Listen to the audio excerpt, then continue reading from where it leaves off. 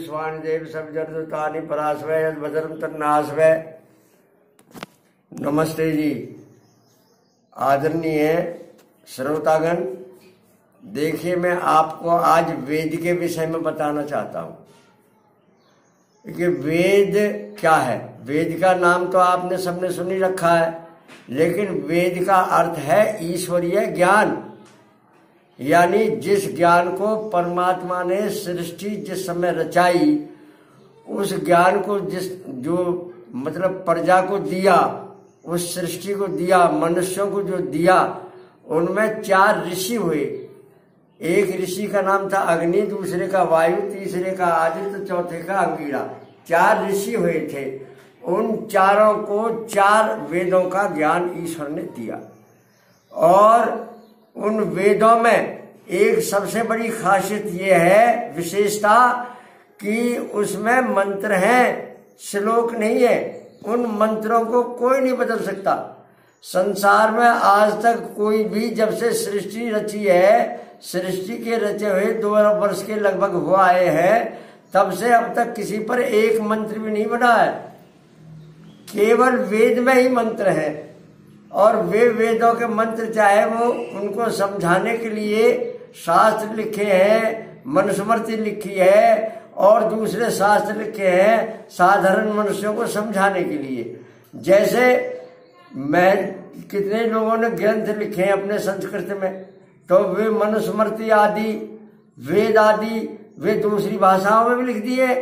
तो वे दूसरी भाषा में उन लोगों को समझाने के लिए जो संस्कृत नहीं जानते, और आर्य भाषा जिसको हिंदी आप लोग कहते हैं उसे नहीं जानते, और दूसरी भाषाओं में भी उनका जो मतलब ये वे लिख दिए हैं।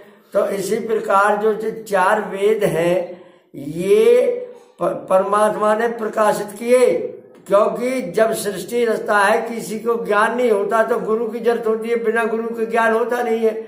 अपने आप आज तक किसी को भी ज्ञान नहीं हुआ है, या तो उसके माता पिता या सृष्टि के किसी व्यक्तियों में से ही उनको ज्ञान होता है। जैसे अब जो ज्ञान हमें हो रहा है, तो हमारे माता पिता और गुरु किसी ने हमें ज्ञान दिया है। फिर उनको ज्ञान किसने दिया है? उनके माता पिता गुरु ने दिया है। और उससे पहले किसने ज्ञान दिया है? उनके माता पिता गुरु ने दिया है। तो पहुंचते पहुंचते हम जब शुरू में देखेंगे, भाई जब शुरू में किसने ज्ञान दिया, तो वो अमैथनी सृष्टि परमात्मा ने रचाई, जो है तिब्बत में। उनके कोई माता पिता नहीं थे। जो ये लोग कहते हैं कि हम बंदरों की संतान हैं, डार्विन का जो सिद्धांत है, जो थ्योरी है, ये गलत है। हम बंदरों की संतान नहीं है, हम ऋषि मुनियों की संतान है। तो उन्होंने जो 4 वेद का ज्ञान 4 ऋषियों को जो दिया, वो वेद ज्ञान जो है 2.25 अरब वर्ष तक सारे भूमंडल पर वेद का ही ज्ञान था, और वेद ही मत था। वेद के सिवाय कोई दूसरा किसी पुस्तक का नाम नहीं था, कोई मत दूसरा नहीं था। धर्म तो होता ही एक है। धर्म किसको कहते हैं? जो सत्य है वही धर्म है। जो वेद है उसमें सारी विद्याएं हैं। इस बात का भी ध्यान में रखना चाहिए कि उसमें साइंस भी है, यानी विज्ञान भी है, गणित भी है, भूगोल खगोल भी है, गणित भी 3 अंक गणित, बीज गणित, रेखा गणित, और सारी तरह की विद्या, धर्म के विषय में, कर्म के विषय में, माता पिता के विषय में, राजा प्रजा के विषय में, संतान के विषय में, दुखों के लिए दवाई के विषय में। यानी ऐसा कोई ज्ञान नहीं है जो वेदों में न हो। लेकिन वेदों में ज्ञान किस प्रकार का है? वो ऐसा है जैसे हम बड़ का जो बीज है वो बहुत ही छोटा होता है। बड़ का बीज कितना छोटा होता है, लेकिन उसमें बड़ के सारे गुण छुपे हुए होते हैं। जब हम उस बीज को डाल देते हैं, वही बड़ लगभग 1 किला में फैल जाता है। अब आप देखिए, इसी प्रकार परमात्मा ने सूक्ष्म रूप में, बहुत छोटे रूप में 4 वेदों का ज्ञान दिया। आज तक श्लोक चाहे किसी ने बना दिए, श्लोक मिला सकते हैं, श्लोक बना सकते हैं, लेकिन कोई मंत्र बना करके नहीं दिखा सका, और न मंत्र किसी पे मिटे। हाँ, एक बात जरूर हो सकती है कि मंत्रों का कुछ लोगों ने अर्थ गलत किया है। पहले जो लोग हैं, उन्होंने जैसे ऊक्षा दाधार पृथ्वी मुद्याम, ये ऋग्वेद का मंत्र है। इसका अर्थ है, यह पृथ्वी जो है सूर्य के आकर्षण शक्ति से ठहरी हुई है। उक्षा सूर्य से भी कहते हैं, उक्षा बैल से भी कहते हैं। लेकिन किसी ने इस बात को नहीं देखा कि बैल के सींग पर कैसे ठहर सकती है। बैल के सींग पर बता दी उसने कि ये पृथ्वी बैल के सींग पर है।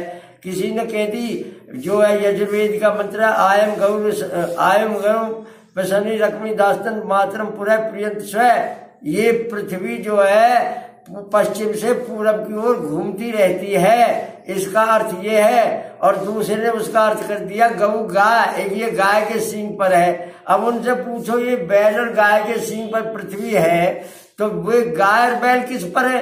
इसलिए ये बात झूठी हो जाती है। सब आकर्षण शक्ति से ठहरे हुए हैं और ये घूमते हैं। तो वेदों में सारी विद्याएं हैं। जब तक हम वेद पढ़ते थे, वेदों को मानते थे, उस समय तक हमारा सारा देश, इसमें सारी पृथ्वी पर 2.25 अरब वर्ष सार्वभौम चक्रवर्ती राजा हमारे देश का। और ये गुरुओं का भी गुरु रहा। ये स्वयं चरित्रेण शिक्षरेण पृथ्व्याम सर्व मानवा, सारे भूमंडल के लोग यहाँ विद्या पढ़ने के लिए आया करते थे, शिक्षा प्राप्त करने के लिए आया करते थे। और जो ब्राह्मण लोग हैं उनके 6 कर्म थे। ब्राह्मण जो है विद्या पढ़ाते थे, पढ़ते थे, दान देते थे, लेते थे, यज्ञ करते थे, कराते थे। ये 6 कर्म जो है ब्राह्मण के थे। क्षत्रिय का कर्म ये था कि हम चारों वर्णों की रक्षा करें। वैश्य का कर्म था खेती करें और व्यापार करें। और जो मूर्ख रह जाते थे, जो विद्या नहीं पढ़ पाते थे, वे शूद्र कहलाते थे, वे सेवा का कार्य करते थे। वे सारे बात गुरुकर्म स्वभाव के आधार पर हुआ करते थे। शूद्र ब्राह्मण बन जाता था, ब्राह्मण अगर नहीं पढ़ता था तो वो शूद्र रह जाता था। इस प्रकार की व्यवस्था थी। राजा का लड़का भी उसी गुरुकुल में पढ़ता था, सुदामा भी उसी गुरुकुल में पढ़ता था, कृष्ण जी भी उसी गुरुकुल में पढ़ता था, और द्रौपदी राजा भी उसी गुरुकुल में पढ़ता था, और जो है द्रोणाचार्य भी उसी गुरुकुल में पढ़ता था। पहले ये व्यवस्था थी कि राज की ओर से सब व्यवस्था, पूरा खर्चा राज करता था। और ये जो वेद की शिक्षा, जब से आप बताओ महाभारत तक अगर कहीं भी कोई मुसलमान हो, कोई ईसाई हो, कोई सिख हो, कोई दूसरा, कोई मतलब कोई भी मतांतर, वेद को छोड़कर कोई नाम भी नहीं है किसी का। सब संसार में वेद मत था। लेकिन जो वेदों को नहीं मानते थे वे राक्षस कहलाते थे और उनसे आर्यों का युद्ध होता था। और इस देश का नाम भी आर्यवर्त था।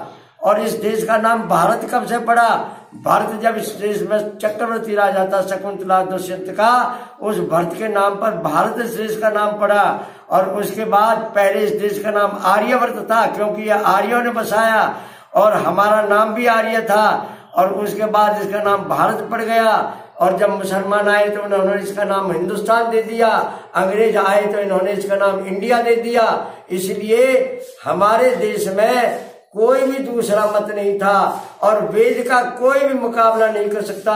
वेद में जितनी भी बातें हैं वे ईश्वर कृत है। जो ईश्वर की बातों को बदलता है वह झूठा होता है। ईश्वर जो कुछ कहता है वह सत्य कहता है, वह कभी झूठ नहीं बोल सकता। ईश्वर सर्वशक्तिमान है, उसमें सारी शक्तियां हैं, वो किसी का सहारा नहीं लेता। इसलिए जब भी परमात्मा सृष्टि रचता है तो वेद का ज्ञान वो देता है। इसलिए आज मैंने आपको जो बातें सुनाई है वे इसलिए सुनाई है कि हमें वेद मत को अपनाना चाहिए। हमारा मत वेद है और वेद से ही जो है मतलब ये सारे संसार का उपकार हो सकता है, अन्य ग्रंथों से नहीं हो सकता। जो ग्रंथ वेद के विरुद्ध है उनसे नहीं हो सकता। वेद के अनुकूल ग्रंथ बनाए, मनुस्मृति भी बनाई और दूसरी बनाई, लेकिन उन श्लोकों में मिलावट कर दी। मांस खाने की आज्ञा बिल्कुल भी वेदों में नहीं है, मनुस्मृति में भी नहीं थी, लेकिन वहां मांस खाने की भी आज्ञा दे दी। मनुस्मृति में कितनी बात नहीं थी जो मिला दी गई। इसी प्रकार शास्त्रों में कितनी मिलावट कर दी गई। रामायण महाभारत में भी मिलावट कर दी गई। दूसरे जो विदेशी जो लोग थे वे नहीं चाहते थे कि ये वेद की बात रहे, यहाँ आर्य रहे, और उनका नाम भी बदल दिया। इसलिए आप लोग इस बात का सदा ध्यान रखें और कोई प्रश्न हो तो हमसे प्रश्न भी पूछा करें, हम उसका उत्तर देने के लिए तैयार है। वेद ईश्वर कृत है, वेद से ही ब्राह्मण बनता है और वेद ही ईश्वरीय ज्ञान है, अन्य कोई नहीं है। मैं ये कह चुका हूं, जब हम यज्ञ करते हैं तो वेद मंत्र बोलते हैं, तो जो वेद है उस पर हमें आना चाहिए। वेद हमारा मत है। आर्य हमारा श्रेष्ठ, आर्य कहते हैं श्रेष्ठ को, और आर्यवर्त हमारा देश है। उत्तर में हिमालय, ये लिखा आसमुद्रा तो ये लिखा हुआ कि आज जो आर्य, उत्तर में हिमालय पर्वत, दक्षिण में विंध्याचल पर्वत और पूर्व पश्चिम में समुद्र, इतने बीच के देश को आर्यवर्त कहते हैं। आज तो देश के टुकड़े टुकड़े हुए हैं और कितने मतमतांतर फैल गए हैं, इन्हें छोड़कर हमें वेद मत पर आना चाहिए। इतना कहकर मैं आप सब लोगों का, सुनने वालों का, श्रोताओं का धन्यवाद करता हूँ। ओम शांति।